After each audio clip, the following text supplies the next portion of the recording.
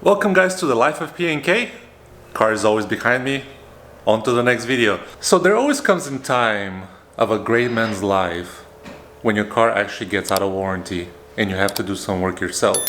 In this case, we have to change the oil. So in this case, my car's been out of warranty about a year now. No issues so far, but we do have to change the oil. I did the last oil change around January, so we're due for one right now. So let me show you first what you need and what you have to do to get the car ready or prepare the car. First thing foremost is the oil. You can see already, I decided to go with the 5W30. For me, I live in Florida. I can run a little bit thicker oil with the temperature here and never actually worrying about any freezing or anything like that. I know it's a little bit colder now, but totally no problem. Also, I would recommend, in my opinion, if you decide to push more power of the car, to go with a 5W30, a little bit more thickness, just a better protection for the engine overall, the wear and tear. You can always stick to the factory 0W20, it will be fine as long as you have the BMW long life. You can see it right here. Just whenever you're buying your oil, make sure that BMW long life is specified on there. I think on the 0W20 it's a little bit different. So as long as it has BMW long life, you're okay. I also ran liquid moly on my GTI, which had no issues. It had an upgraded turbo, all the buttons you can think of, very well tuned, E30, no issues whatsoever. So I'm gonna stick with liquid moly for my cars. Another thing I would recommend too is run a test. So let's say you decide to select whatever oil you like to run a test before switching the oil and after a couple cycles of the oil. In this case, you can use Blackstone Labs. They send this little kit for free. It's $40 you have to pay for, but you just get a sample, put it in here, there's a bag in here and so on. You put it in here and test your car's oil or engine. I don't recommend running this all the time, but it's good to have a test here and there. The car has about 25,000 miles now, so we're okay. Another thing I recommend is a 32 millimeter socket. I got this from Autocraft for my GTI. It fits on our filter housing. A lot of people recommend online for you to run like a short, like this tall, sort of like a socket that will make your tool fit better. The extension, I'm gonna try to use this one. This should work fine with a smaller extension. So technically you should get the same result. So we'll see, but I still have this one, so I don't have to purchase this one. I can just reuse this, and it's a good quality socket. I had to grab two more items, but let's just go down the line. Another thing I'll recommend for you guys to run is a magnetic plug. This plug comes from Rain. It's pretty much you can find it in any store, even on Amazon, etc. It's not too expensive. I believe it's about 15 bucks. But basically it looks like this, and you can see the magnet is right here, right inside the socket or the plug. It also comes with this copper washer. I should get also one in the filter, but it comes with this copper washer if you want to use it when you plug it in. So I'm going to compare and see which washer is better. Next thing is it's good to have a torque wrench. This one is a little bit larger, but it still goes down to 25 nanometers, so you can use this. Just use a torque wrench. Some paper towels that will help clean the things around, and also I use this man filter, the HU6022Z. For me, I think this is going to work for our cars. And I haven't actually opened it up, so let's see what it looks like on the inside. And there's the filter. It has its own little gaskets already installed on the inside and outside. It looks to be in really good condition, and it should come. Let me put it back in. And it should come with its own little rubber gasket here, and also the washer. As I said, the washers, they look about the same. Actually, the one on the Rain magnetic plug, I think it looks a little bit better, if you guys can tell. So now that we've went over the parts, let's not delay this anymore. I'm gonna get the car ready to, so I'm gonna have to lift it. I tried. Some people say that you can, if you have an oil pan or an oil catch pan, whatever it's called, if you have one that's very low profile, you can go underneath without lifting the car. For me, I'm not sure why. It's very tight fit. I have about this much space. My car has 19-inch wheels, so maybe the height is a little bit lower as well. I'm not sure on that one, but I don't have space. So I'm gonna have to lift, I'm gonna have to put the car on jack stands and then be able to get underneath and then drain the oil. My process of draining the oil, which to me, I think it works best, is don't think of it as a sealed system. Don't loosen any of the parts, so the oil filter cap, the oil filler cap, don't loosen any of that because that's gonna release the pressure. I'm gonna lift up the car and I'm gonna loosen. The first thing I'm gonna do is drain the oil, because once there's pressure and I remove the plug, the oil it's not going to spill like crazy, flow everywhere. It's just gonna be a nice stream.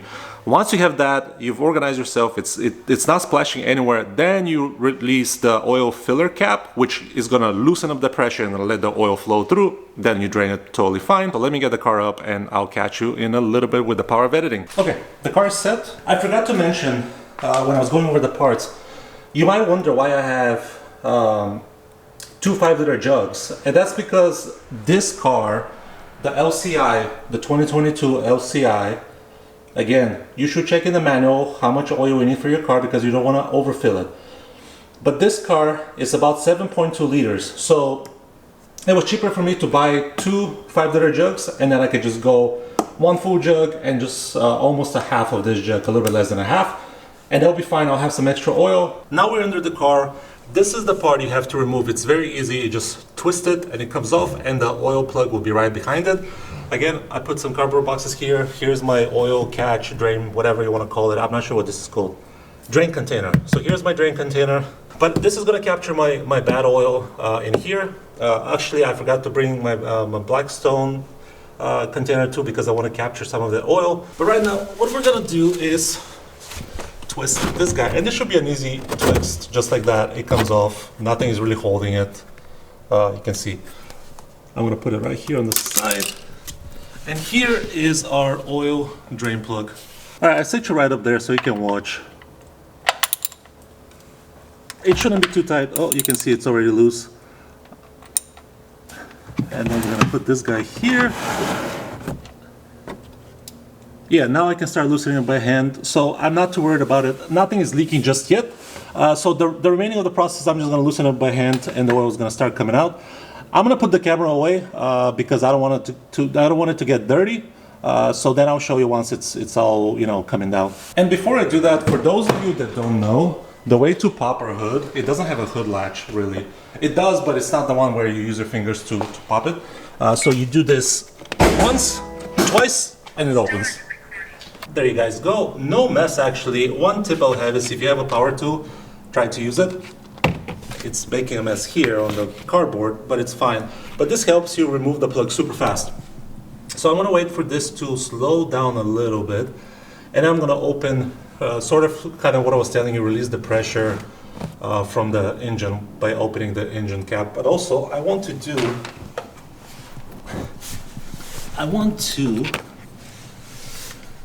fill this guy up. So I'm waiting for it to slow down a little bit, because this is gonna make a mess if I try to do it now. Okay, it's slowing down, so I'm gonna try to fill up the little Blackstone Industries cap that I need. Bloop.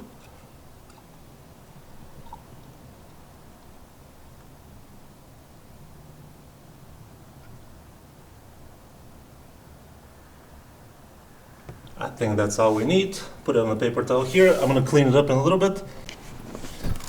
Okay, you see how it's almost coming down to a stop? You can barely see the stream. So now we can open this guy and put the cap here.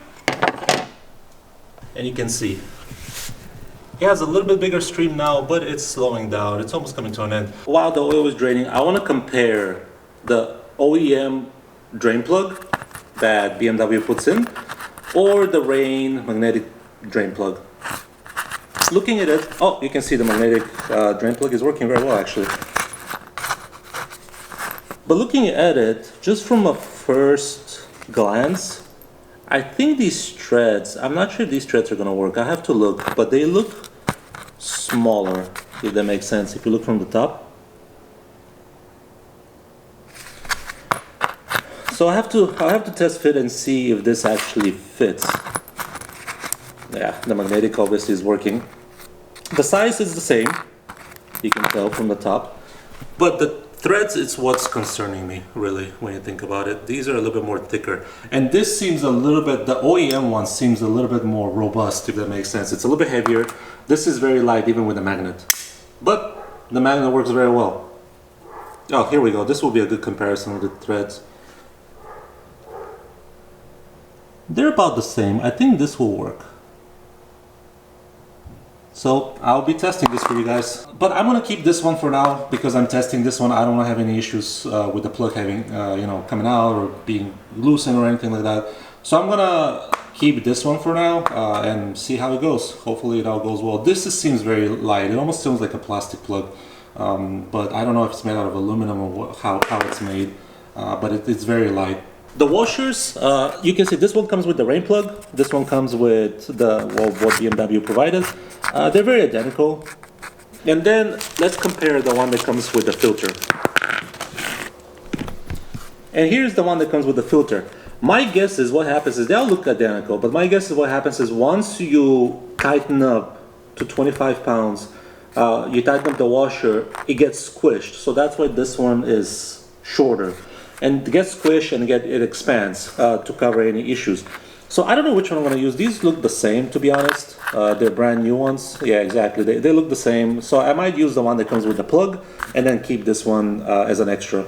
So one thing I want to do in a different order is because when the car is raised, it's a little bit too tall for me to work on. I'm a tall guy, I'm 6'3", and it's still hard to reach for the filter and so on, hard to get the cap. I also have to remove this plate too, so I can remove the cover, so I can get to the filter. So what I'm going to do is actually I'm going to use the rain magnetic plug, put it on the bottom, tighten everything up, tidy everything up, clean everything, and then lower the car so I can actually finish the top process, which will be just removing the filter and filling up the car with oil. That's it. One last shot before we tidy everything up here. The rain plug actually fit perfectly, so no concern about the treads. It actually was really nice fitment, so no issues. I did 25 pounds and a little test again, so it had a little budge again, but I think it's crushing the washer, so we're perfect. There are no leaks. You can look from both sides. Nothing is leaking. Everything is actually put in perfect. So I'm very happy with this plug. I'm curious if it will capture any metal. I don't think it shouldn't. I don't think it's an issue. So I'm going to tidy everything up, put the car down, and then we'll go on the top to do the filter, which will be the more difficult part, I think. So guys, we're going to try something today. We're going to live and learn. Since I have this big plate on here, I have to remove it to remove the engine cover.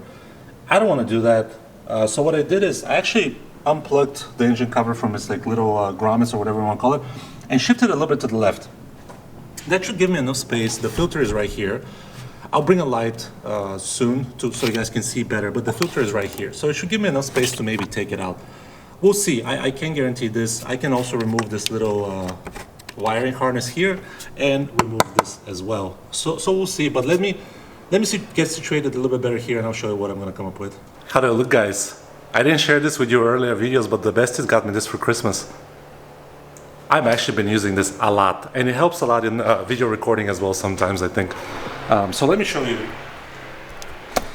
With the light here, you can see a little bit better.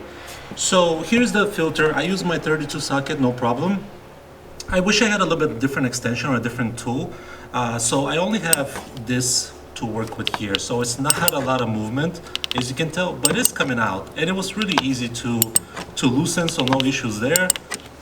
So that's pretty much it. So I have to mess around with this for a while until the filter becomes loose. And it's already kind of loose. I think I can now like open it by hand. What I'm going to do is get some shop towels and put them around so I don't spill any of the oil, because I don't want to, get oil in crevices and stuff like that. Guys, there's actually an oil catch tool you can use for this specific purpose, but I don't have the money to buy it, and I don't want to buy it. So I'm going to be using paper towels just to cover whatever I can, so I don't get oil all over the place. These paper towels actually work very well. They're very absorbent, and also you can remove this little clip here to give you more space, because it sits right here, but you can just flip it on the side and remove it to give you more space.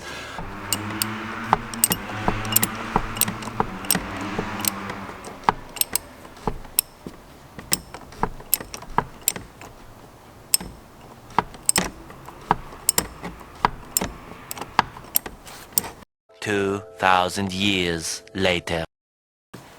Okay, now that it's loose by hand, and I'm gonna let you guys hopefully see with this light here, it's really easy to come out. I just don't want to make any mess. So what I'm gonna do is I'm gonna grab this paper towel and try to wrap the filter in it and see if it comes out better. It's gonna be messy regardless, I think. It's loose now. I can loosen it by hand. I can actually pull it out. It's already out. So let's see how we're gonna do this without making a massive mess. And I wanna lift it up a little bit and let it drain. Hopefully it doesn't get all over the place. Yeah, it's not easy. There's not much space, to be honest. But it comes out. And you can see not much oil got around. These paper towels helped a lot. Yeah, actually did pretty well. I'll show you guys in a little bit with the light. And I hope you guys can see, I'm trying to shine the light as best as I can. But this is what it looks like. I didn't make a big mess. You can tell. Not much is going on over there. So here's the filter housing. Sorry with the light, it's a bit gloomy outside. I'm gonna let it focus. This is what it looks like. Looks perfectly normal, no issues. It's a little bit hard to remove it. Just if I already popped it off, but it has a gasket, so it's really hard to remove. So you might have to like really press or really struggle to take it out. But this is it out now. So remember, with these housing, there's always a gasket here. Not sure how well you can see it, so you have to take it out. Ideally, you can use a pick, but I don't have one. So actually, I'm going to use a quite large flathead screwdriver. Hopefully, it gets me to the point. There we go. All I have to do is just a little leverage, and it's out. There you go. The old gasket is out, and then we can replace it with the new gasket that comes with the actual filter. There's a little bit of old oil inside, so don't be afraid. You have to, these gaskets are brittle, they can dry, so put some oil around it before you put it around the housing.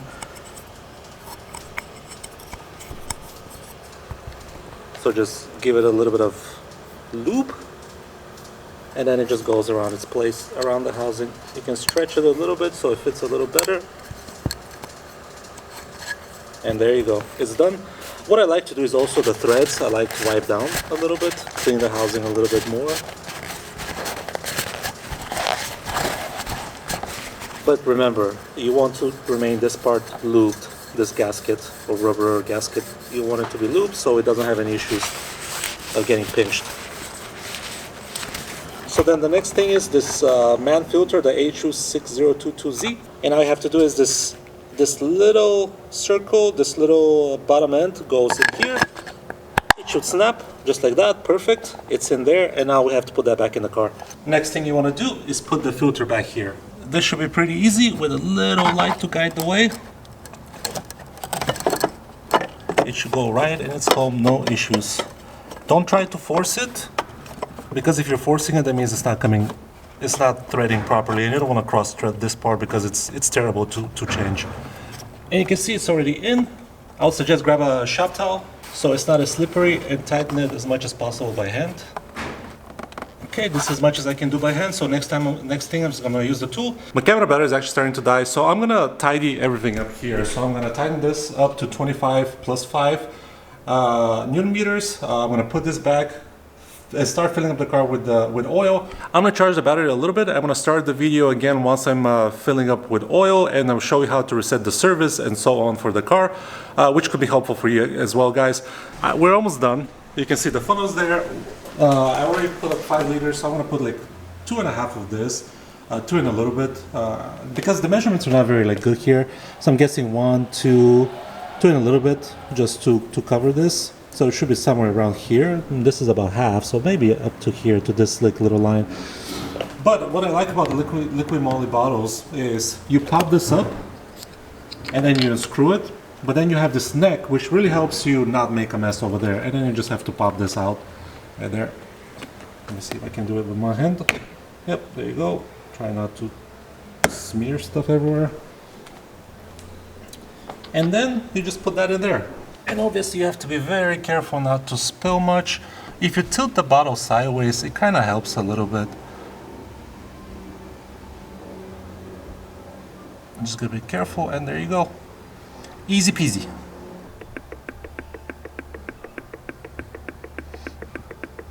Yeah, you guys, you know what? This is about 7 liters or so, a little more, and I think I'm happy with that. Yeah, I'm actually happy with this. I'll check in the car, if you guys can see it. I'll check in the car and see where we go. Don't forget to wipe, make sure everything is clean, nothing drips.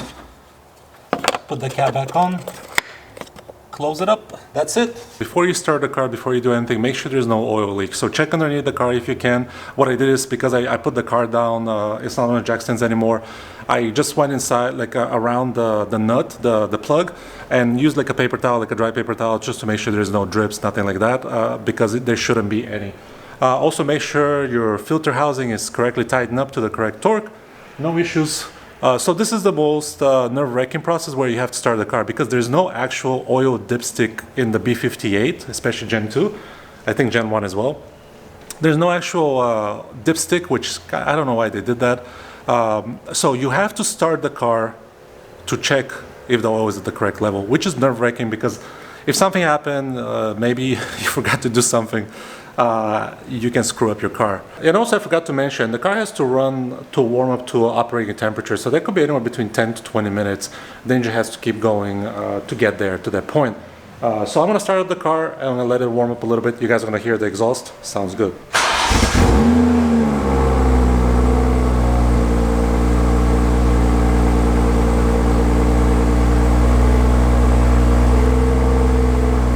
Okay, and let me show you how you should be checking the oil in your car. You need to go to the vehicle status portion in the vehicle, in the car settings, or whatever you want to call it. This will give you different notifications. So your tire pressure, your engine oil level. The check control messages, this is because my hood and my door are open. So this is the two messages you can even see. Now the car is running. So what you have to do is actually go in here, engine level, engine oil level, and then engine oil measurements, and you have to start measurements, but right now it's grayed out, and it says basically the car has to be stationary in park or neutral, and then it has to be up to operating temperature. So we have to wait for that. So the car is finally warmed up. Let's go measure the oil level. You can see this is now not grayed out, so we can select it, and it says measuring engine oil level. The car increases the RPM a little bit, and it starts measuring the oil level. So let's see what we come up with. 2,000 years later. Okay, we're almost there to the finish line. And here we are. We're right at max, which is perfect. This is where we want to be. Guys, I'm actually recording this a little bit later in the day. I forgot to mention one important thing in the video, and that is how to reset the service interval manual, how to reset the oil service interval, let's say, inside the car. So let me see if I remember correctly how to do it, but let's go through it together. And I know this video is getting a little bit longer, but I want to share all the details that you have to do when you do the oil change. Okay guys, so when you're in the car, you have to close the door. That's one thing, I don't know why. That's why we're a little bit dark here. But when you're at this step right here, what you have to do is press the start button 3 times. Move your foot off the brake, don't press the brake, so you don't want to start the car. But you have to press this 3 times relatively quickly. 1, 2, 3. And it should come up with diagnostics mode activated. So then I think what you have to do is somehow we have to access the menu, the reset menu. So I think if you hold the BC button for about 5 to 10 seconds, I believe. So let's see what happens.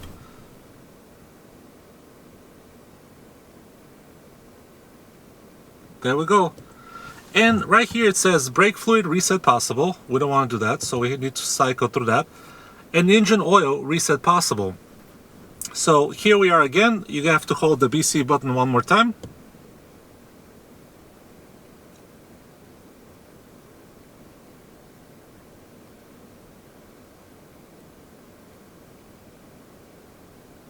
It asks you reset question mark. Hold it again.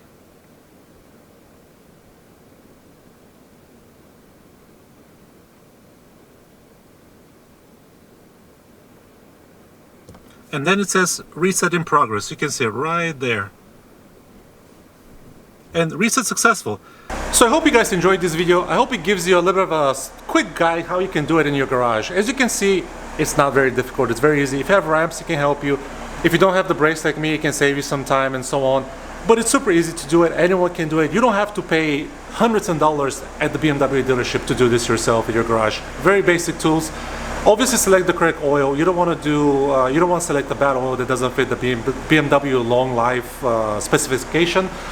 But if you go with liquid moly, if you go with any oils and you change them 5 to 7,000 miles, a little bit earlier than 10,000 miles, you will have no problems. Again, I hope you guys enjoyed this video. I appreciate your time, appreciate you watching, and I'll see you in the next one. Bye.